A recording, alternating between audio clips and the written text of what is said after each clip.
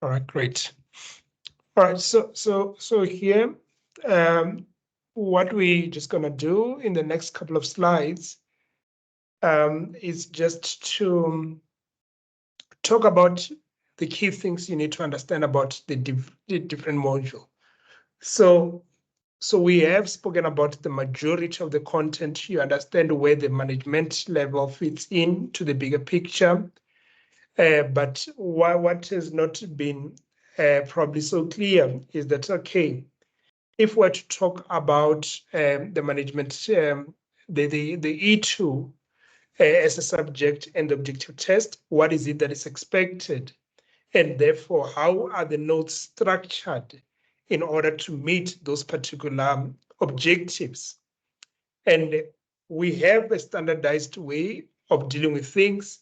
And this is something that we then believe it's crucial for the success of your journey, and just to make sure that even when you are juggling the three subjects, you are able to do it in a structured way. So let's just then talk about it mainly from E2, then the rest will then just go on to them on a high level. As I said, the lecturers have got different sections that they focus on. So when they get to meet you, they will then unpack that in a little more detail so that you can better understand where their content fits in. So from the first one, which is E2.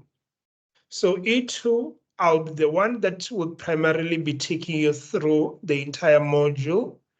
And this module or subject has got 3 sections. So that's what I was talking about. So it's got section A, B, and C. So this is the first thing that you need to understand about the subjects. So that is that. So the sections are not topics, but one could consider or look at them as overall themes. And under these themes, then there will be topics. The number of topics is not consistent, so the percentage does not necessarily talk about the number of topics. It does not necessarily mean if it's 30% of the content, then it means that there will be, if there are 10 sections, 10 chapters, then 3 will be there. It really just talks about what is then the expected takeaway from a particular module. So in this particular module, they are saying that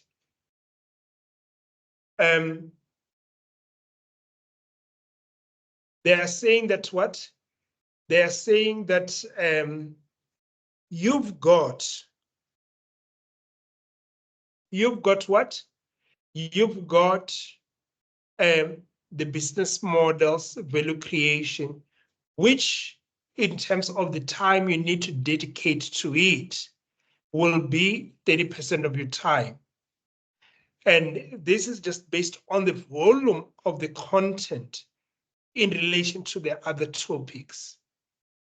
Then when we talk about managing people performance, that is the bulk of the work from this particular module. Then the other, it's about what? It's about 30%. So if you are planning and studying and you are saying that I'm going to have 2 weeks to study, so you can therefore use these weightings in terms of how much time will then be expected from you. So how much time will then be expected from you? Then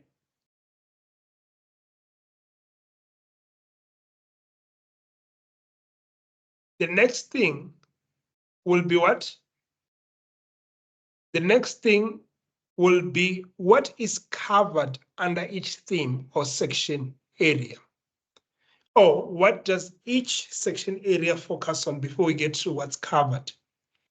So then in each of the section, or in each subject, you will then have a table like this that then unpacks in detail what is covered. And this is coming from the CIMA document. Like here, it's saying that under the business models and value creation, we are going to be talking about business models and the disruption that has been caused by the digital world, and how that has now introduced new entrants and they challenge the existing players to seek superior performance and competitive advantage. So that gives you an idea of what is going to be covered. So then they're saying that we're going to cover the fundamentals of business models and how new business and operating models can be developed to improve the performance of the organization. So this is essentially what you need to be mindful to take away from each section. So this table you're gonna find in the modules so that you can be able to do it, so that you can be able to have a bigger picture about what you're going to study. So even when the lecturers are delivering, they will be mindful of this section right here, that this is what is to be covered. And even so, the topics under there will mostly clarify that. Then the same thing about managing people performance, guidance is clear. Managing projects, guidance is clear. So they are going to clarify each and every aspect. That's what you're going to love about this. And that's how we then use all these guidelines in order to just package them to make the message to you and the content easier to absorb. Then one will then break it down into what? One will then break it down into the topics. And the topics here are based on your study text. So essentially, when we talk about business models and value creation, you will then have these three topics under it. Managing performance, then there will be 4 themes, but one chapter is very long and therefore broken down in 2. And managing projects. So when you go to the portal, you will then find E2 inside that folder I was talking about. But when you open it, it will then have the topics. So the topics will be there. So if you look at this, the topics, when we refer to them, let's look at, say, topic number 2, alternative approaches to business models. So when you look at it, it says E2A and then hashtag number 2. So that reference is the one we're going to be using. So that reference will therefore mean that that is subject E2 and that topics falls under section A of the syllabus. So that means that it is part of business models and value creation. So that is how to navigate, or that's how you'll be able to navigate the content in the portal, the content or the material that we'll be giving you.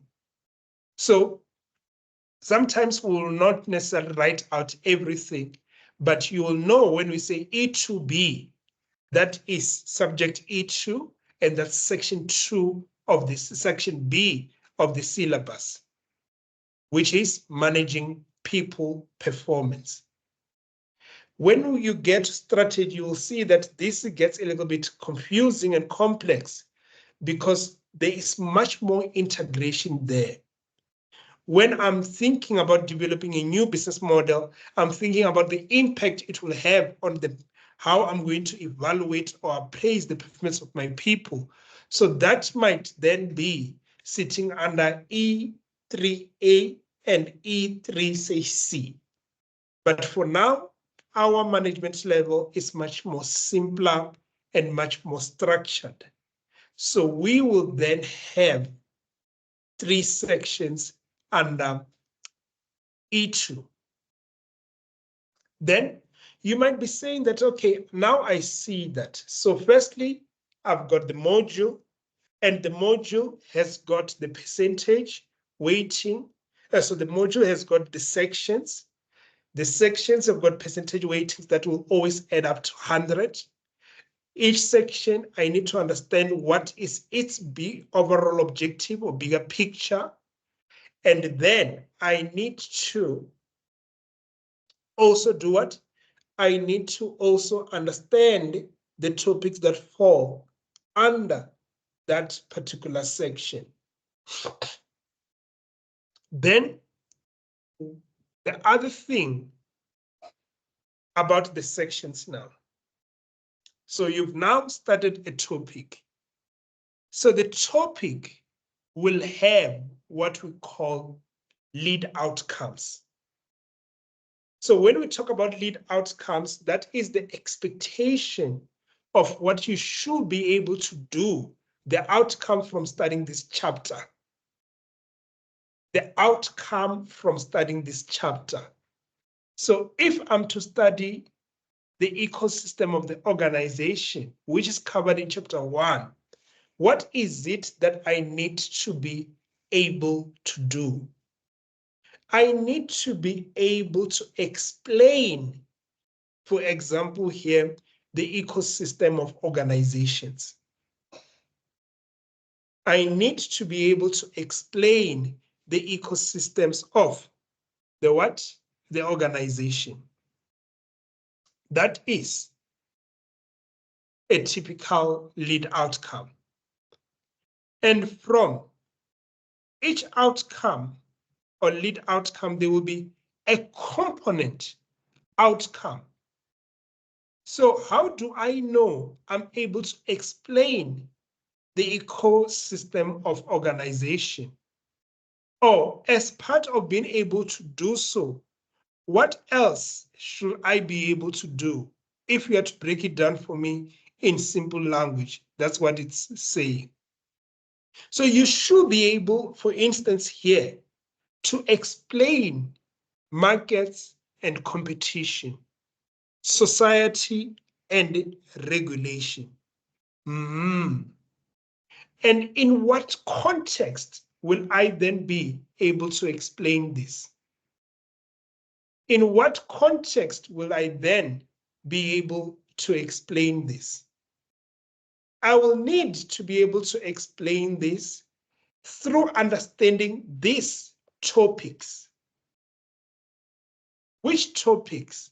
I need to know what is the definition of an ecosystem, the market participants and role in the ecosystem, the interaction and dynamics of ecosystems, rules and governance within ecosystems, technology, risk and opportunities.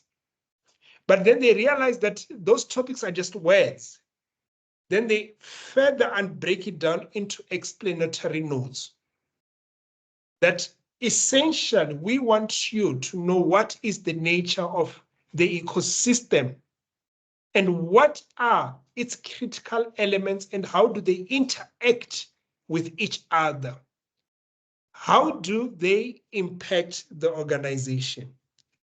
So this is what gives us a direction when we prepare the content. We are looking to make sure you are able to answer these things. So you're gonna find these slides in your notes and before the commencement of each section, so that you are able to connect each topics with it. Because yes, you can be able to just go into a topic and do the calculations related to it, but the idea is, when should you be comfortable? You should be comfortable if you're hitting the lead outcomes. So even when we get to that objective test phase, we just want you to be mindful about this, the lead outcome.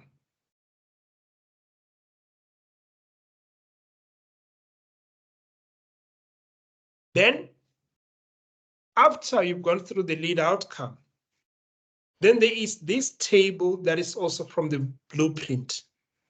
So this then says, all right, we said overall you should be able to explain the ecosystems of organization. So these are then the things that once you are able to do that, you should be able to do. Then there are 3 verbs here. First one, remembering and understanding. Then application and analysis. So you will then find that your notes will then tick the relevant expectation. So in the videos in the YouTube, we talk about the verbs because understanding the verb is crucial to your success.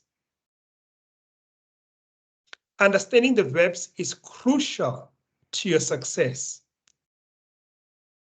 All right, okay, it's crucial, but how so? Because what they commit to is that in order to know how far you will be expected to go, we'll guide you through the verb. So here the operative verb is explain, meaning that you are not going to be expected to do calculations. You are expected to explain things. Explaining, there is a verb hierarchy and it falls in the lower verb hierarchy. If I say explain something, it tends to be factual in nature because I'm just explaining it. I'm just unpacking it. I'm not analyzing it. I'm just explaining it as it is. There is some reality to it. Whereas analyzing, it requires you to form views. But here in E2, we are not going to expect you to form views, for instance. So it is very important because the same topic could be there in a strategic level, but you might not. But at strategic, you might now be required to apply it in different contexts, to analyze it or to evaluate it. But we are not there at management. At management, this is then what we'll have. So management goes up to analysis. It does not go above analysis, and the analysis is very light across all the modules. So when you see this slide for each and every topic, you will then see a number of ticks, and then you will see what is therefore expected of you. But now we are still going through what this idea of then the representative task statements. So the representative task statements have got what? They have, they say that if you are able to do that, what are the things that we can test you on? What are the things that we can test you on?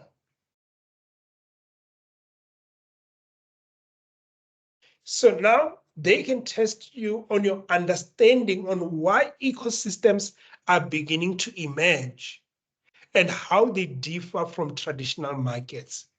Oh, they can ask you if you can, the question that will check if you understand the fundamental components of an ecosystem. So they even further clarify that these are some of the things we can ask you, but this is not all of them. So this is why they call it a representative task statement. So we use it as a guideline, but if a lecturer goes beyond, they will be restricted by the key verb, but they will then be aligned to what? To the themes of the representative tasks. So we will go probably a little bit more, but we will then be restricted to say, at the end of the day, let's not expect candidates to evaluate, to analyze or apply here, because here they just need to remember and understand. So that is what, or how we think about this. And the reason for this is so that when you've seen something, let's say I work with financial instruments on a daily basis, these things might be very second nature to me. I might be able to unpack a complicated derivative instrument. But what this will remind me is that the candidates are not required to get there. So if you are unpacking a complicated derivative instrument as an example, tone it down, because that is beyond remembering and understanding, which is what is expected with this particular lead outcome. So you will therefore need to understand this about the content. So the more you interact with the notes, the more you look at the detail, you will then be able to what? You will then be able to see really how you can study when you are doing the objective test, what is expected before you watch a particular class, what is it that you should be mindful of? So all these things will then be provided and you'll be guided through it. So that is how all the other subjects are structured. So I just want you to know, so let's talk about just the key takeaway. Key takeaway, each subject has got coverage areas or content areas or themes. Then the themes will then have a weighting, and under each themes, there will be an objective or a statement on the description of what we need to cover under each. But to really unpack that, then there will be topics that we need to what? To study and cover as per the textbooks. The topics will be linked back to the themes. And under each topics, we'll then have what? We'll then have outcomes, with the first one being a lead outcome. A lead outcome will have components outcome and will then have topics that are to be covered. And in addition, there will be explanatory notes, which just gives a very high level idea of what to take away. Then there will also be a statement around what? Around representative task, things that you can expect to do at work, things that you can expect to do within a particular objective test. But the key will be, what does the verb entail? Does it entail remembering and understanding, which is factual in nature? Does it require the application, which requires you to bring facts and match them with what? With theory? Or does it require you to take theory and break down facts that are given to you? But in this case, we are seeing that it is mostly around what? Around remembering and understanding. So that is how your syllabus is what is broken down, and that is what we use as a guideline. Any question?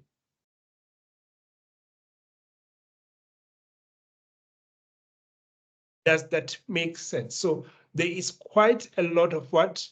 Good material that we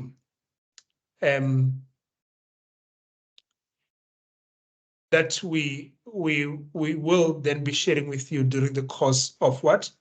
During the course of the program.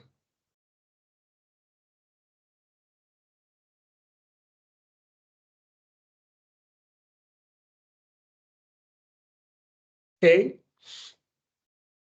No hand, no chat. Can I assume that there are no questions?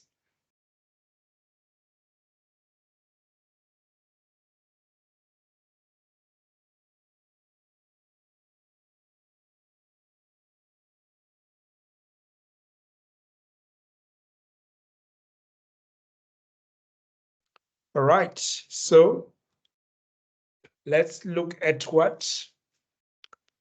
Let's look at F2.